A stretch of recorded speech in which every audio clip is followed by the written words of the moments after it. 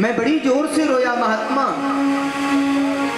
मेरी आंखों से दो प्रकार के आंसू उस समय निकले, एक आंख से गर्म आंसू और एक आंख से ठंडा आंसू। गर्म आंसू तो इसलिए कि मेरी जन्मदाता चली गई, मेरी जन्म देने वाली मेरी जननी चली गई, जो अब कभी मैं उनसे मिल नहीं पाऊंगा, इसलिए मैं बड़ी जोर से रो रहा था। और एक आंख से जो ठंडा आंसू निकला वो इसलिए निकला कि एक माँ ही तो थी जो मुझे बन जाने से रोज रोकती थी, ना बेटा अभी नहीं जाना, वो चली गई, अब मुझे कोई बन जाने से रोक नहीं सकता है। नारद जी अपने जीवन के इस वृतांत को बड़े भाव से, मनोभाव से बता रहे हैं। बाबा अरे आप तो सब कुछ जानते हुए अनजान बन रहे हो। उत्तराखंड की इन वादियों में, हिमालय की इन कंदराओं में आप चिंतन के माध्यम से सब कुछ संभव कर सकते हो। जाकर के बद्रीनाथ धाम की गुफा में मैं भजन करने लग गया और मेरा एक ही मंत्र था, ओम नमो भगवते वासुदेवा।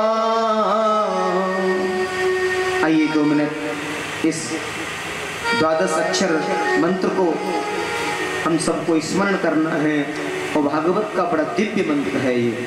आइए मनोभाव से ओम नमो भगवते वासुदेवाय। ओम नमो भगवते वासुदेवाय। ओम नमो भगवते वासुदेवाय।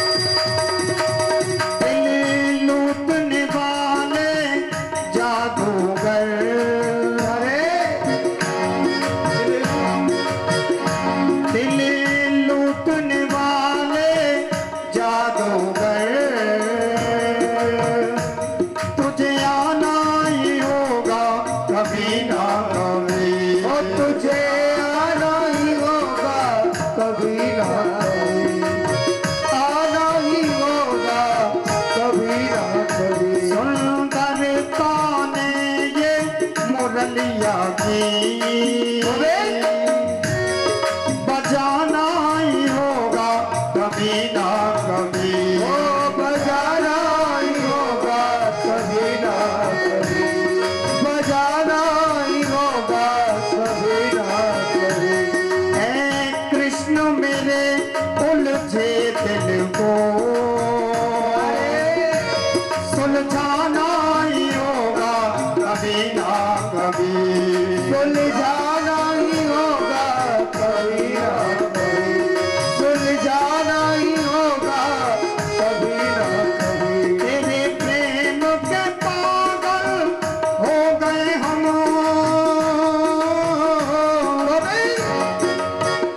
तेरे प्रेम के पागल हो गए हम,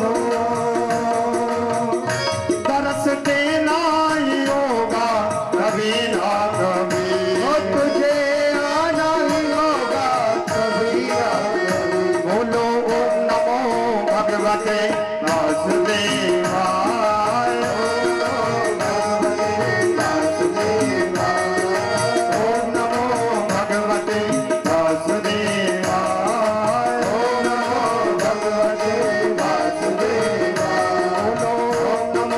भगवते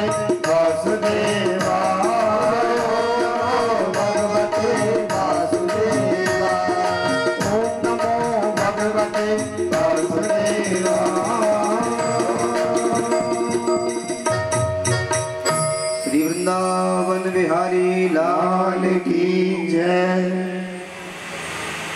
एक बार प्रेम से बोलिए राधे राधे। देवर्षि कहते हैं ब्रह्मा जी द्वारा प्रदत्त जो बीड़ा मेरे पास में है, देवदत्ता में वीरा स्वर ब्रह्म विभूषिता, वीरा स्वर ब्रह्म विभूषिता।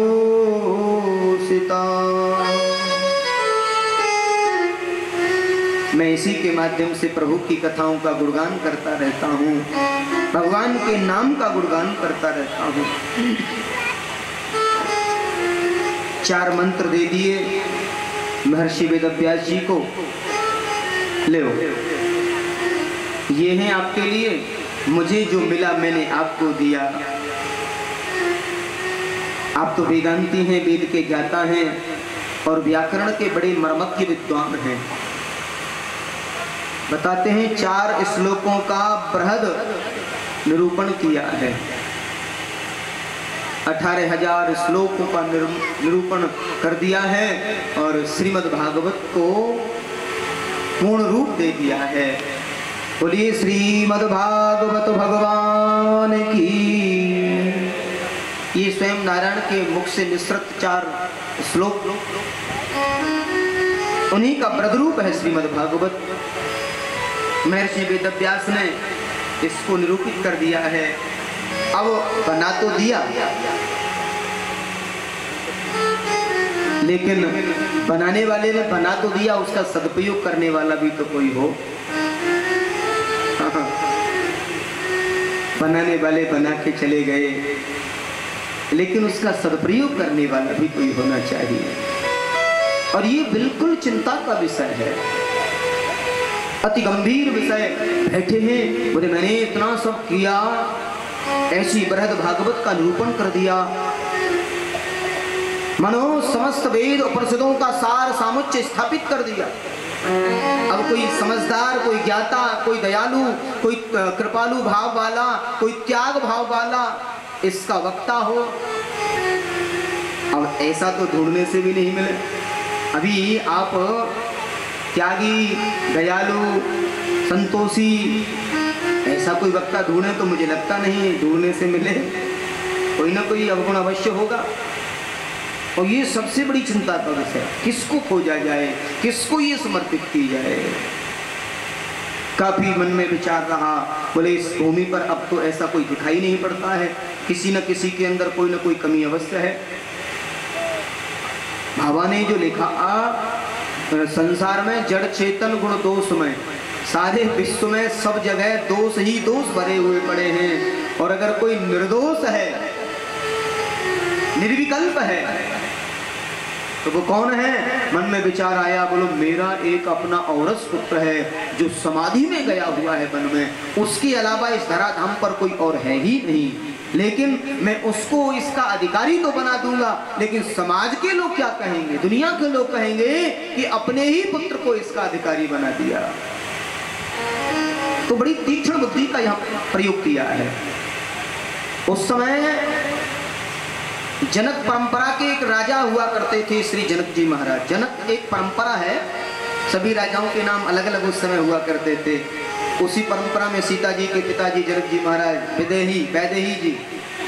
हम जब नेपाल में प्रतिवर्ष कथा करने जाते हैं तो वैदेही जी जनक नंदिनी यानी जनक जी महाराज के यहाँ से भी जनकपुर धाम, वहाँ के लोग कथा सुनते हैं और वहाँ लाडली के लिए बड़ा भाव दिया है। वैदेही की भूमि है, बड़ी त्याग की, बड़ी तपस्या की और बड़े सरल और सहज लोग हैं। और परंपराओं के बारे में हमारे यहाँ 100 वर्ष पहले जो परंपराएं प्रचलित थी, क्योंकि अभी हमारा ये जो क्षेत्र है ये पाश्चात्य की ओर बढ़ चुका है, परंपराएं बहुत पीछे विस्मृत होती जा रही हैं। मैंने देखा आज भी प्रतिवर्ष हम लोग जाते हैं नेपाल राष्ट्र में भागवत कथाओं के लिए, तो वहाँ परंपराएं अति विचित्र रूप में आज भी स्थापित हैं।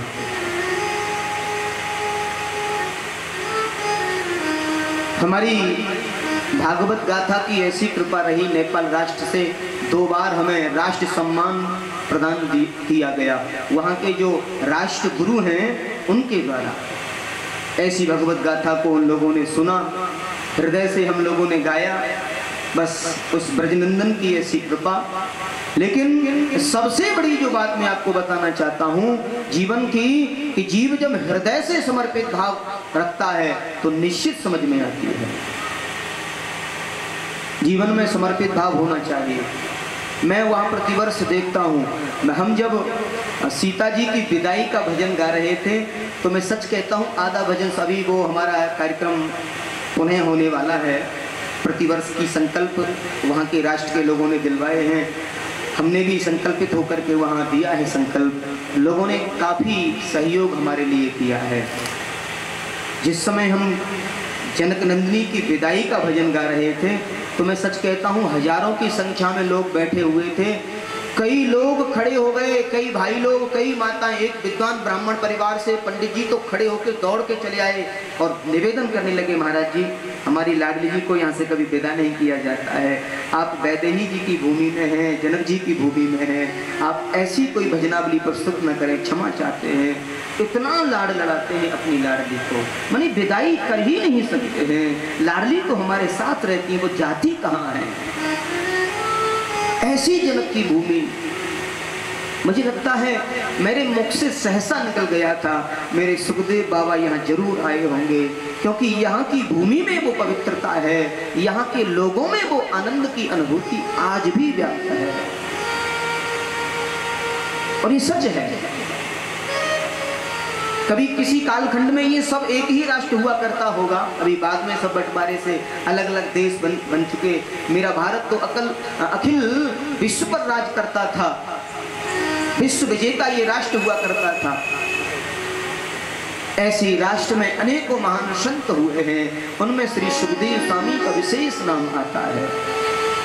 बोलिए श्री सुखदेव जी महाराज की जय हो।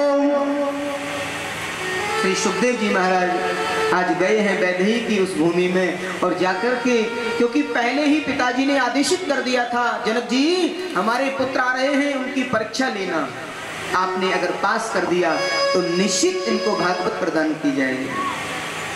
कहते हैं जनक जी के दरवाजे पर जा रहे थे तो राष्ट्र का इतना बड़ा महात्मा जा रहा होगा तो 2-4-10 हजार लोग आगे पीछे जरूर होंगे। नंगा बदन चौड़ा बक्षस्थल, कोई भी साथ में नहीं था। जिस गांव से निकल रहे थे उस गांव के छोटे छोटे बच्चे जो है धूल उड़ा रहे थे, धूल छाट रहे थे, नंगा बाबा आ गया, नंगा बाबा आ गया, ऐसा भाव प्रकट कर रहे थे। लेकिन कोई सम्मान करे या मान करे, उन्हें किसी की कोई परवाह नहीं। कोई भला कहे या बुरा कहे, कोई कुछ भी कहे, उन्हें कोई परवाह नहीं, केवल हरि नाम की परवाह। मुझे जाना है, मुझे जनक जी से मिलना है, जनक के यहाँ मुझे कुछ मिलने वाला है। क्योंकि समाधि में जो श्लोक सुनाए थे वो आधे अधूरे शिष्यों ने सुनाए थे। पिताजी से कहा पिताजी मुझे भागवत सुनाइए, कहा बेटा भागवत तब सुनाएंगे, पहले आप जनक जी के यहाँ कुछ सत्संग करके आइए। और जनक जी के दरवाजे पर गए, हमें महाराज जनक जी से मिलना है। द्वारपालों ने को पहले ही अवगत कराया हुआ था कि अगर वो नंगा बाबा आए तो फटकार देना, अभी 6 दिन तक समय नहीं है, कहाँ से चले आए पता नहीं। हाँ महाराज बड़े व्यस्त हैं। नंगा बाबा खड़े हैं दरवाजे पर, निवेदन किया हमें जनक जी महाराज से मिलना है, हमारी प्रणाम कहिए उनसे। महात्मा की बात को सुनकर के द्वारपालों ने कहा हमारे महाराज पर 5 दिन तक बिल्कुल समय नहीं है, आपके पास समय हो तो 5 दिन बाद मिलना। महात्मा के मन में जरा भी क्रोध नहीं आया। अगर आजकल का कोई व्यक्ति होता तो इतना बड़ा आदमी है, 5 दिन तक समय नहीं है, हमें क्या लेना देना, बैठे रहो, राजा होंगे कहीं पे। लेकिन कहा भैया हम 5 दिन तक यहीं बैठे रहेंगे, 5 दिन बाद तो मिलवा दोगे ना महाराज से। 5 दिन तक वहीं बैठे रहे, आसन लगा लिया, जरा भी मन में क्रोध नहीं है। अलक्ष्य लिंगो निजलावतुष्टो अवधूत वृष्टि। ऐसे ही महान महात्मा सुखदेव स्वामी 5 दिन तक दरवाजे पर बैठे रहे। 5 दिन बाद महाराज ने कहा देखो तो सही, उस महात्मा के चेहरे पर कोई क्रोध की अगर थोड़ा सा भी एहसास आपको हो तो लौटा देना। और द्वारपालों ने जाकर के जैसे ही कहा महाराज हमने अपने जीवन में ऐसा संत कभी नहीं देखा। जिस दिन आए थे उस दिन से और भी ज्यादा उनके चेहरे पर खुशी छाई हुई है। भैया अब तो 5 दिन हो गए, महाराज से मिलने का समय हुआ कि नहीं? हमको मिलके ही जाना है, उनके दर्शन करने हैं। कहते हैं आदर सहित उनको अंदर बुलाया है। मनो क्रोध पर इन्होंने विजयश्री को प्राप्त कर लिया है। और मनुष्य का सबसे बड़ा अगर कोई दुर्गुण है तो वो क्रोध होता है। संपूर्ण जीवन की तपस्या 2 मिनट के क्रोध करने से समाप्त हो जाती है। इस क्रोध से बचने का प्रयास करना चाहिए। क्रोध की परीक्षा में वो पास होते हैं। लाए हैं अंदर, राज दरबार में स्वागत सम्मान किया है। महाराज विचार करते हैं इन्होंने क्रोध पर जो विजय पाली, मैं देखना चाहता हूँ काम और लोभ पर इन्होंने विजय को पाया है कि नहीं। कुछ धन देना चाहा, मना कर दिया, हमारे पास तो वस्त्र भी नहीं रखते, हमें धन की क्या आवश्यकता है, हम तन पर वस्त्र भी नहीं पहनते। कर झोली उधर पात्र, 5 जगह से 6 जगह हम जाते नहीं, और 5 जगह है एक ग्वाले को गाय दुहाने में जितना समय लगता है उतनी देर से ज्यादा जगह ठहरते नहीं। मिल गया तो ठीक और नहीं मिला तो ठीक, हमारा नियम है और हम करेंगे भी क्या। हमें तो आपके दर्शन चाहिए थे महाराज। है वैदेही जी आपके दर्शन जो मिल गए हमें। कहते हैं राजा की आंखों से अश्रुबिंद हो रहा है। उधर पुष्प वाटिका में भेजा है, कुछ परिचारिकाओं को भेज दिया है, सेविकाओं को भेज दिया है। देखो महात्मा ने कहीं काम को बस में किया है या नहीं।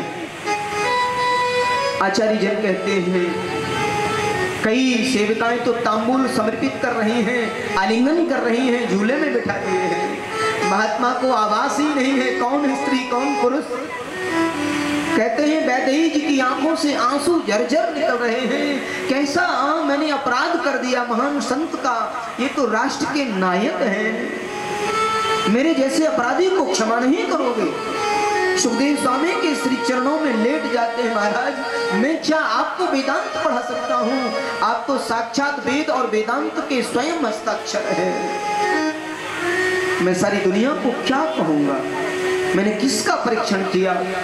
मेरी ये मति, मेरा ये कुल, ये जनक की परंपरा का जो कुल है आपके समक्ष नतमस्तक है। मैं आपसे क्षमा चाहता हूँ। हे राष्ट्र के नायक, आप तो स्वयं वेद वेदांत का हस्ताक्षर बने हुए हैं। आपसे सारी दुनिया प्रभावित होगी, आपका मार्गदर्शन सारी दुनिया के महात्मा मानेंगे, सारी दुनिया के विद्वान आपको हमेशा मानेंगे। मेरे पास शब्द नहीं है, हो सके तो मुझे क्षमा कर देना, मुझे क्षमा कर देना। और वैदेही जी रोने लग जाते हैं। श्री सुखदेव स्वामी ने उन्हें हृदय से लगाया। महात्मा आप राजा अवश्य हैं, आप मनीषी हैं, आपका राजपाट बिल्कुल मनीषियों जैसा है, संत समाज के आप प्रेरक हैं। और जो राजा संतों के प्रति उदारवादी होता है उसका अटल राज्य रहता है। आपकी परंपरा हमेशा रहेगी, आप हमेशा रहेंगे, आपकी गाथाएं मेरे साथ हमेशा रहेगी। ऐसा आशीर्वचन किया है जनक जी महाराज के लिए। कैसा सुंदर भाव प्रकट किया है। उधर वही सुखदेव स्वामी निर्गुण ब्रह्म के रूप में वन में भजन करते हैं। ये वही सुखदेव हैं जिन्होंने राजा परीक्षित को सप्ताह पर्यंत 7 दिन में मृत्यु का जो श्राप मिला है उससे बचाया है। ये वही सुखदेव स्वामी है। अब तो संत जन कहते हैं क्यों जी ये परीक्षित कौन है।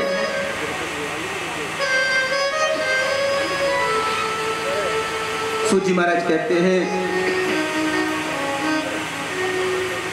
परीक्षित के जन्म के प्रसंग को सुनाना मैं उचित नहीं समझता, लेकिन जिस मनुष्य की गाथा, जीवन गाथा भगवत चरित्र से जुड़ जाए वो मनुष्य कोई सहज और साधारण नहीं हो सकता है, क्योंकि भगवत चरित्र से उनकी गाथा जो जुड़ चुकी है।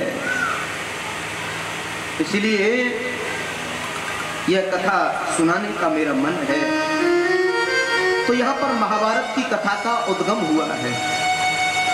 हमारे खटाना जी पिछले 5 वर्षों से लगातार भागवत सुन रहे हैं। रात्रि में विशेष निवेदन था कि विस्तार से और भिन्न भिन्न भाव में समझाते हुए कथा का आनंद प्राप्त किया जाए।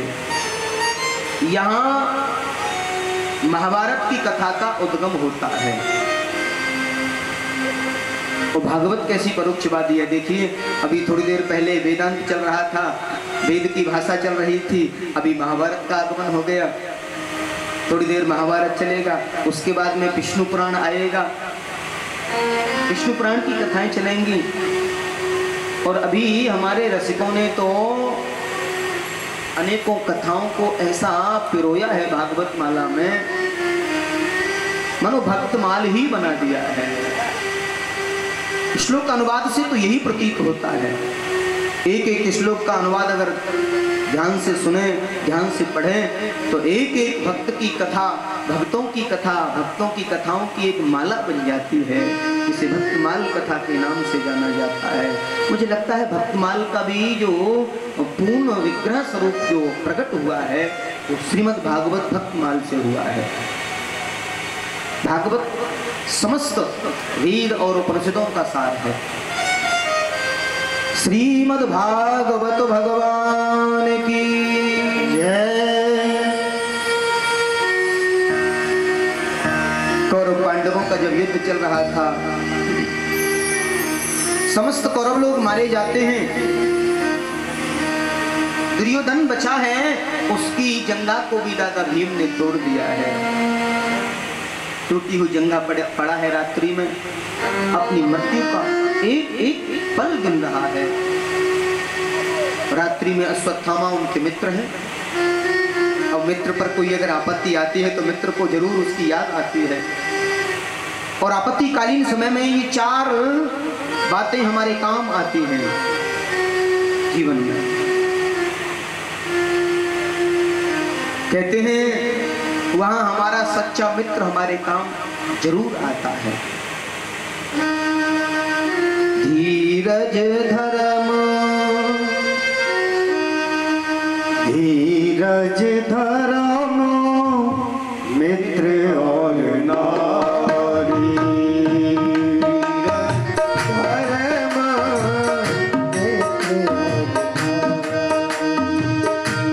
धीरज धर्म मित्र और नारी, आपातकाल परखिए चारी, धीरज धर्म मित्र और नारी, आपातकाल परखिए चारी, धीरज धर्म मित्र और नारी। ये 4 चीजें आपत्तिकालीन समय में हमारे काम आती हैं। 4 बातें। वहां हमारा धैर्य कितना है, हम कितने धैर्यवान हैं। कभी तो धैर्य का बांध भी टूट जाता है। जीवन की विषम स्थितियों में जीव जब फंसता है तो उसके धैर्य का बांध टूट जाता है। एक बात जरूर कहूंगा कि जीवन बड़ा विचित्र है, न जाने कब किसको किस मोड़ पर ला करके खड़ा कर दे। 20 वर्ष की भागवत सेवा में, भागवत तपस्या में इतना तो मैंने जाना है, समय के प्रभाव से कभी कभी धैर्य भी जवाब दे जाता है, धैर्य टूट जाता है। लेकिन ज्ञात होता है मेरा धैर्य, मेरा धर्म, मेरे मित्र, और सबसे बड़ी भागीदारी होती है गृहिणी जो पत्नी होती है ऐसे समय में बड़ा समायोजन के साथ योजनाबद्ध तरीके से पूरा सहयोग प्रदान करती है और वही सुलक्षणा नारी कही जाती है। ऐसे समय में अपने पति के साथ डट कर के खड़ी रहे, एक पल भी इधर से उधर अपने मन को विचलित न करे। आपत्तियां आती हैं, जीवन में चली जाती हैं और आपत्तियों के प्रभाव ने किसी को छोड़ा नहीं है, किसी को नहीं छोड़ा। इंसान जब बनता है तो विषम से विषम परिस्थितियों का सामना करके बनता है। विषम से विषम परिस्थितियां जीवन में जब आती हैं तो उसका अनुभव मजबूत हो जाता है, वो एकदम से मजबूत हो जाता है। और जीवन में ये बातें जरूर होनी चाहिए। और जिसके पास में ये स्वावलंब है, धीरज है, धर्म है, हमारे मित्र हैं, हमारे सहयोगी हैं, जो हमें हृदय से चाहते हैं।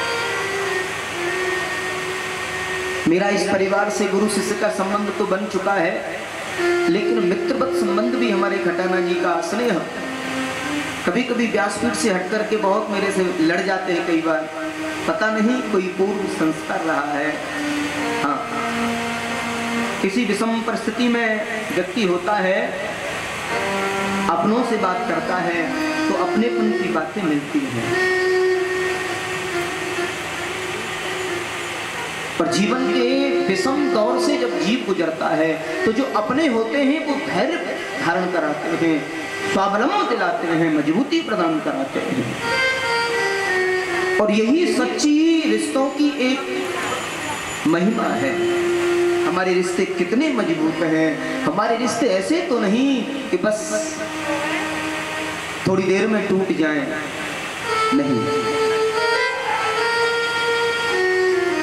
जब भी जीवन में रिश्ता जुड़े, या तो जुड़े नहीं, और अगर जुड़े तो जीवन पर्यंत उससे जुड़े रहे। मैंने कहा कथाएं कर पाए न कर पाए वो विषय अलग है, लेकिन हमारा जो संबंध है इस परिवार से, इस गांव से, वो अलग ही स्थापित हो चुका है। क्योंकि अविश्राम इतना प्रेम, इतना अनुराग, मुझे लगता है 2 या 3 बार से ज्यादा कोई आ नहीं पाता, कोई बुला नहीं पाता। लेकिन बराबर अब की बार तो मैं समय को और आगे बढ़ाने का मेरा मन था। कुछ विषम परिस्थितियों में मैं इस समय चल रहा हूँ, स्वास्थ्य भी कुछ गड़बड़ चल रहा है, कुछ सांसारिक अवरोधकताएं मेरे सामने दीवार बन करके खड़ी हो गई हैं, लेकिन ईश्वर का मुझे पूरा भरोसा है। क्योंकि मैंने जाना है बढ़ते कदमों को रोका जाता है, गिराया जाता है, और मेरे कदम ईश्वर ने बहुत उछल स्थिति में इस समय दिए हुए हैं। शायद मुझे कई अग्नि परीक्षाओं में पास करने का ये मेरे सामने समय है। मेरे मन के भाव आप लोगों को मैं रख रहा हूँ, क्योंकि हृदय में बड़ा कष्ट होता है। कई विषम परीक्षाओं से मैं गुजर रहा हूँ। मैं ईश्वर से एक ही प्रार्थना करता हूँ, ईश्वर इस जन्म में कोई पाप मेरे से हुआ नहीं है, शायद पूर्व अगर कुछ ऐसा प्रतिफल हो तो मैं उसके लिए तैयार बैठा हूँ। शायद हमारे भक्त सोच रहे होंगे कि महाराज श्री आजकल बड़े सुस्त रहते हैं। मैं बहुत विषम अग्नि परीक्षाओं से इस समय गुजर रहा हूँ। मेरा पारिवारिक आयोजन था, मैंने मना नहीं किया, लेकिन ईश्वर से मेरी प्रार्थना है, भागवत जी से, मैं निश्चित उससे पार हो पाऊंगा। क्योंकि मैंने बड़े हृदय से सेवा की है भागवत की हमेशा, और एक ही जीवन का संकल्प रहा है कि इसी में सेवा करते करते मेरे जीवन का अंत भले ही हो जाए, लेकिन मैं छोड़ूंगा नहीं भगवत सेवा को। न जाने क्यों इस परीक्षा से मुझे गुजरना पड़ रहा है। एक बार प्रेम से बोलिए राधे राधे।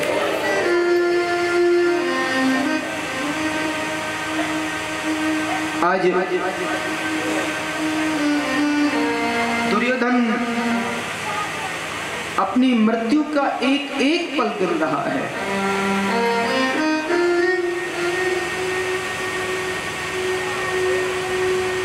ईश्वर की जब कृपा होती है संसार भी अगर हमारे विरोध में खड़ा हो जाए, भागवत धर्म ने हमें बहुत कुछ सिखाया है। लिखा है, जाको राखे साइया मार सके न कोई, बाल न बाको कर सके, जो जग बेरी होए। गोविंद जिसके रखवाले हो,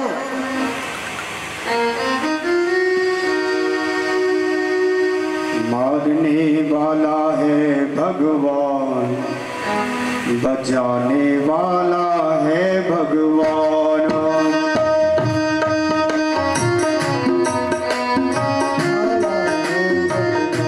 मारने वाला है भगवान, बचाने वाला है भगवान।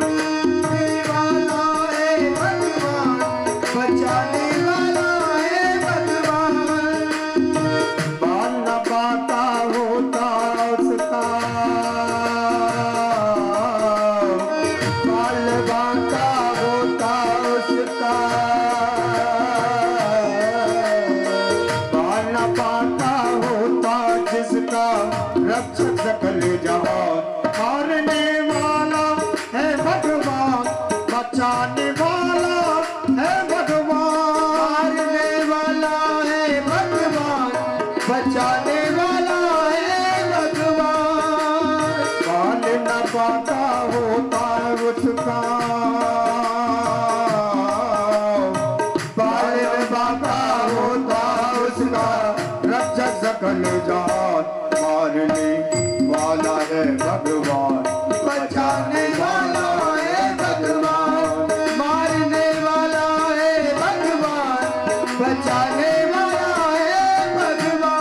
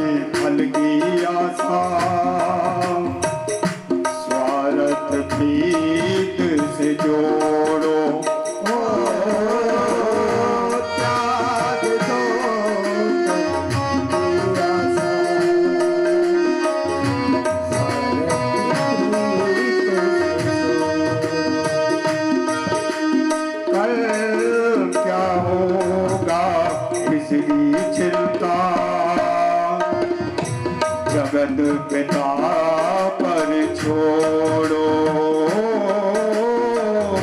कल क्या होगा भक्ति आसा।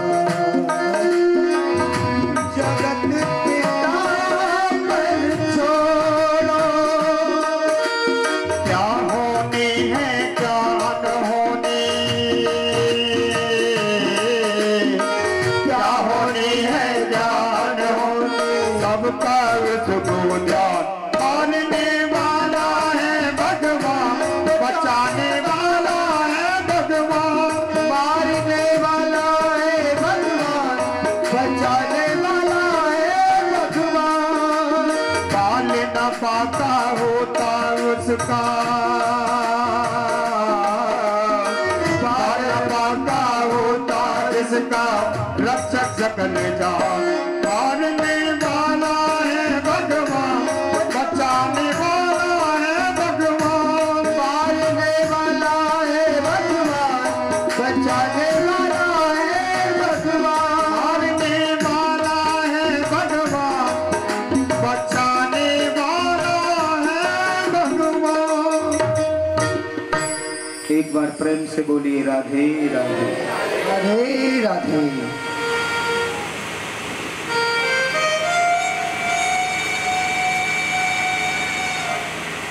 आज रात्रि का समय अश्वत्थामा आए हैं, आकर के मित्र की ऐसी दुर्दशा को देखा है। और मित्र का एक स्वभाव होता है, देखिए मित्रता का मतलब, बोले जहां मतलब हो वहां मित्रता हो ही नहीं सकती। जहां निस्वार्थ भाव से कर्तव्य निष्ठा के साथ में अपना अधिकार समझे कि मेरे मित्र पर आज ये आपदा है, आज ये विपत्ति है, मुझे इसके सहयोग में जुड़ना है, ये मित्रता है। और कभी भी ये कामना न करे कि मैंने तेरे लिए क्या नहीं किया, मैंने तेरे लिए इतना किया, जब किया, ये किया, वो किया।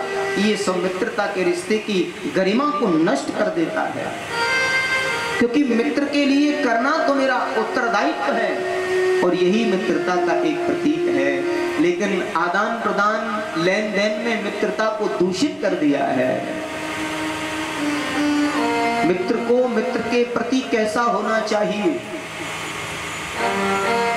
हानि हो या लाभ हो, हम अपने मित्र के साथ हैं, ये जीवन का अपना संयोग होता है। अश्वत्थामा ने पूछा, बस ये बता दो किसने दुर्दशा की है ये, मैं कुछ भी सुनना नहीं चाहता हूँ, एक बार भी नहीं सोचा ये क्या मुझे समझना है, सोचना है, नहीं, बताओ ये दुर्दशा किसने की है, उसके बारे में बताओ, छोड़ूंगा नहीं।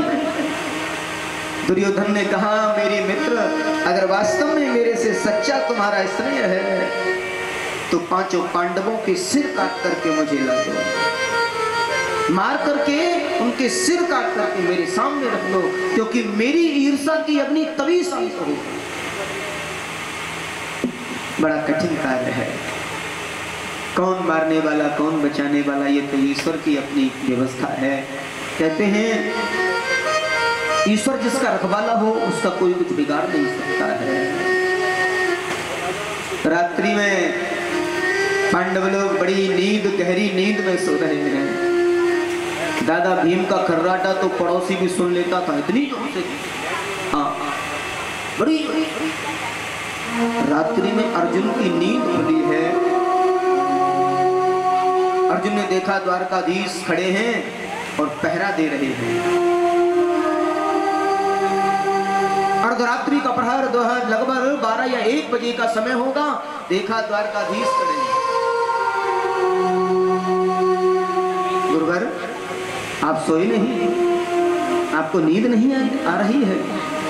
द्वारकाधीश कहते हैं, अर्जुन तुम्हें नींद आ रही है, मुझे कुछ अपशगुन हो रहे हैं और यहाँ कुछ अनर्थ होने वाला है, कुछ अनिविज्ञ होने वाला है। अर्जुन हंसने लगे, वाह द्वारकाधीश, अरे जिसकी रखवाली स्वयं आप करते हो उसका कोई क्या बिगाड़ सकता है। हाँ, बात तो ठीक है अर्जुन, लेकिन तुम्हें इस स्थान से किसी सुरक्षित स्थान पर जाना चाहिए और समय की यही मांग है। अर्जुन ने अपने भाइयों को जगाया, गुरुदेव का आदेश है यहाँ से किसी सुरक्षित स्थान पर हमें सोना है। जल्दी जल्दी में पांचों भाई वहां से उठ के सुरक्षित स्थान पर गए और उनके बिस्तर, उनके पलंग खाली समझे बच्चों ने, और 5 बच्चे आकर के उन्हीं के स्थान पर सो जाते हैं। रात्रि का समय, अंधकार का समय। अश्वत्थामा आए, पांचों को 5 पांडव समझ करके निरपराध सोते हुए बच्चों की हत्या कर दी है, मार दिया है और उनके सिर काट करके दुर्योधन को ले जाकर के दिया, लीजिए तुम्हारा कार्य मैंने कर दिया। और जैसे ही प्रकाश में उन सिरों को देखा है, एकदम से कहते हैं दुर्योधन विलाप करने लगते हैं, अरे अश्वत्थामा, तुमने तो मेरे वंश को निर्वंश कर दिया, कोई जल देने वाला नहीं, मेरा वंश निर्वंश हो गया। मैंने तो 5 पांडवों को मारने के लिए कहा था, तुम तो 5 बच्चों को मार करके ले आए।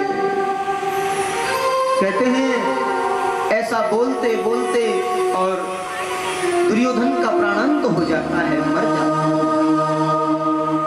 अंते मति सोई गति, आज मर जाते हैं, दुर्योधन की मृत्यु हो जाती है। उधर भोर हुआ, मालूम हुआ द्रौपदी कुरही की भांति रुदन कर रही है, रो रही है। क्या बिगाड़ा था मेरे निरपराध बच्चों ने? कर्ण क्रंदन कर रही है, रो रही है। निरपराध को अपराधी बना करके मार डाला। और हुआ किसने ये कुटिष्ठ कर्म किया है? अर्जुन ने गांडीव उठा लिया। धरती आकाश पाताल जहां भी होगा इस हत्यारे को मैं छोड़ नहीं सकता, मार डाला। मालूम हुआ ये नीच कर्म अश्वत्थामा ने किया है। विचार किया है अश्वत्थामा, ऊंच निवास नीच करतूती, देख न सकही पराई विभूति। अरे अश्वत्थामा, तुम तो गुरुपुत्र हो, हमने हमेशा तुम्हारे कुल को पूजा है, अपने गुरु के श्री चरणों में ये सर रखा है। तुमसे इतने नीच कर्म की हम कभी अपेक्षा भी नहीं कर सकते। तुमने ये कर डाला, सोचा भी नहीं। कहते हैं अश्वत्थामा को मारने के लिए दौड़े हैं अर्जुन, आगे आगे अश्वत्थामा, पीछे पीछे अर्जुन। दूर निकल गए, अश्वत्थामा ने कहा लौट जाओ, और भी अनर्थ हो जाएगा, मुझे बाध्य मत कीजिए। कहते हैं अर्जुन रुके नहीं और अश्वत्थामा ने ब्रह्मास्त्र का संधान कर दिया है और अर्जुन को मारने के लिए ब्रह्मास्त्र छोड़ दिया है। गांडीवधारी अर्जुन भगवान कृष्ण का परम लाडला शिष्य है, घबरा गया। धैर्य बिल्कुल काम नहीं कर रहा है, घबरा रहा है और उल्टे पैर दौड़ रहा है। हे कृष्ण कृष्ण कृष्ण महाबाहो, भक्तानाम भयंकर, त्वमेको दह्या नामोपगसी, अपगसी संसृते। हे कन्हैया मुझे बचाओ, हे कृष्ण मुझे बचाओ। द्वारकाधीश ने इशारा कर दिया, अर्जुन कभी कभी कांटे को कांटे से निकाला जाता है, विष को विष से पार किया जाता है। तुम्हारे पास में भी ब्रह्मास्त्र है, तुम भी चला दो। दोनों की शक्ति बराबर होकर के शांत होकर के गिर जाते हैं। आज अश्वत्थामा को दौड़ करके पकड़ लिया गया है, खींच करके सभा में लाया है और आदि सिर के बाल हटा दिए हैं, आदि दाढ़ी हटा दी है। अधम ब्राह्मण का इससे बड़ा वध क्या हो सकता है? और ब्राह्मण के लिए समाज में उसका अपमान ही सबसे बड़ा वध है। मृत्यु से भी बड़ा अगर कोई दंड है तो ब्राह्मण का अपमान। आज अश्वत्थामा ने कार्य तो मरने का किया, लेकिन ब्राह्मण होने के नाते छोड़ दिया है। मुच्चिता मुच्चिता में स ब्राह्मणो नितराम कुरु। आज गोविंद की ओर इशारा है, हे गोपाल बताओ क्या करूं इसका? द्रौपदी ने इशारा कर दिया, क्यों इसको मार रहे हो? इसको मारने से मेरे 5 पुत्र लौट करके नहीं आ सकते। तुम्हारी गुरुमाता के इकलौता पुत्र है, कैसा कष्ट होगा तुम्हारी गुरुमां को। अर्जुन, जो शिक्षाएं, जो शक्तियां अपने पुत्र को जिस गुरु ने प्रदान नहीं की, अपने शिष्य को प्रदान की, आज उन्हीं के पुत्र के लिए तुम मार रहे हो। अर्जुन विचार करते हैं, द्रौपदी के मन में दया का भाव आ गया है और राजनीति संविधान में दया कहीं नहीं होती है।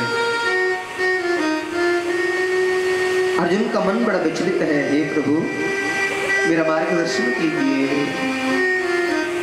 जीव जब विषम स्थितियों में फंसता है तो प्रभु से उसका उपाय पूछता है। ब्रह्म वरदं हन्तव्य आतताई बधाहरण, मय्ये वो भया मापनातं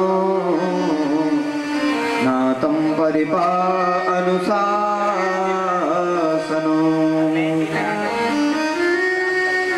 अर्जुन, शास्त्र कहते हैं ब्राह्मण चाहे जैसा भी हो उसे मारना नहीं चाहिए, चाहे जैसा भी हो। और बाल हत्यारा कोई भी हो उसे छोड़ना नहीं चाहिए। कहते हैं अर्जुन और भीम सभी भाई लोग खड़े थे तो दादा भीम बड़ी जोर से हंसने लगे। कभी कभी क्रोध में भी हंसिया हुआ, द्वारकाधीश तुम्हारे जैसे न्यायाधीश हो जाए, समाज का कल्याण हो जाए, चल जाए समाज। ये क्या न्याय दिया है आपने?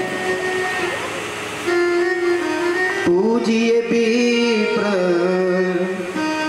पूजिए विप्र, सकल गुण हीरा। सकल गुण हीरा। पूजिए विप्र, सकल गुण हीरा। पूजिए विप्र, सकल गुण हीरा। शूद्र न गुणगण वेद प्रवीणा। शूद्र न गुणगण वेद प्रवीणा। वेद प्रवीणा।